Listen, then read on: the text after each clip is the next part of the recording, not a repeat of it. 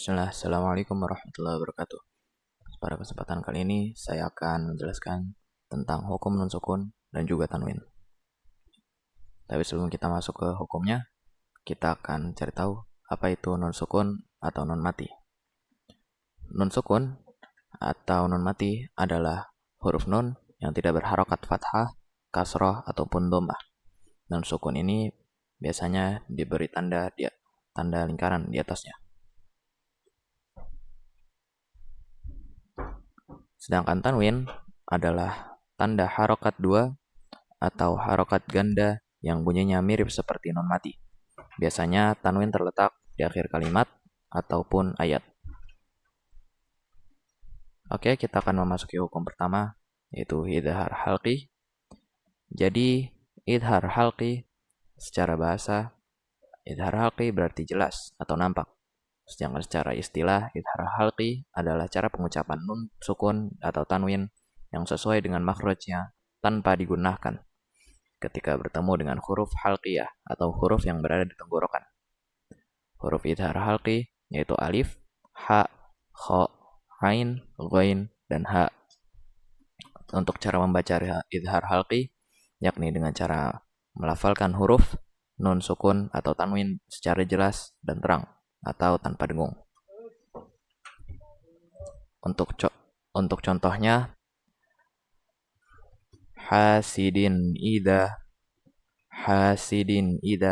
dibaca jelas di bagian antara dal dan juga alif dibaca jelas. Oke, kita akan memasuki hukum kedua, yaitu idgham bigunnah.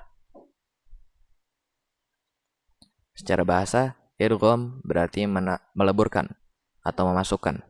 Sedangkan secara istilah, idgham adalah memasukkan nun mati atau tanwin ke huruf mim, nun, waw, dan ya, atau biasa disingkat dengan yanmu. Cara membacanya yaitu dengan dengung selama 2 harokat atau 1 alif. Untuk contohnya, faman ya'mal. Di antara huruf nun dan juga ya ada pemasukan di sana. Faman ya'mal dimasukkan. Kemudian kita akan masuk ke hukum ketiga, idgham bila gunnah. Idgham bila gunnah adalah hukum bacaan yang terjadi ketika nun sukun atau tanwin bertemu dengan huruf ro dan lam. Cara membacanya yaitu dengan memasukkan nun sukun atau tanwin tersebut ke dalam huruf setelahnya tanpa dengung. Oke, untuk contohnya, mil ladunka. Di antara huruf nun dan juga lam dimasukkan tanpa adanya dengung. Kemudian kita akan masuk ke bagian iklab. Secara bahasa, iklab berarti mengubah atau mengganti sesuatu. Sedangkan secara istilah, iklab adalah pengucapan nun sukun atau tanwin yang berubah menjadi mim jika bertemu dengan ba. Biasanya kalau misalkan di Quran Indonesia akan diberikan tanda seperti mim kecil. Untuk contohnya, wa amma man bakhila wastaghna. Wa amma man bakhila wastaghna.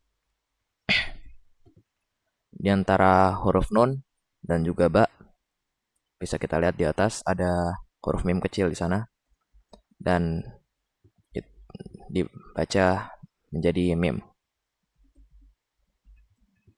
Oke, kita akan masuk ke hukum terakhir, ikhfa haqiqi.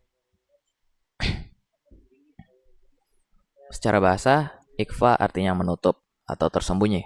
Sedangkan secara istilah, ikhfa adalah pengucapan nun sukun atau tanwin yang didengungkan ketika bertemu dengan huruf kaf, qaf, fa, do, ta, dot, sad, shin, sin, za, dal, dal, jim, ta, dan juga ta. Cara membaca ikhfa hakiki yaitu dengan didengungkan sepanjang 2 harokat atau 1 alif. Untuk contoh, mansura, mansura. Di antara huruf nun dan juga shad didengungkan. Mansura. Oke, mungkin sekian saja dari saya. Jika ada salah kata, saya mohon maaf. Wabillahi taufik wal hidayah. Wassalamualaikum warahmatullahi wabarakatuh.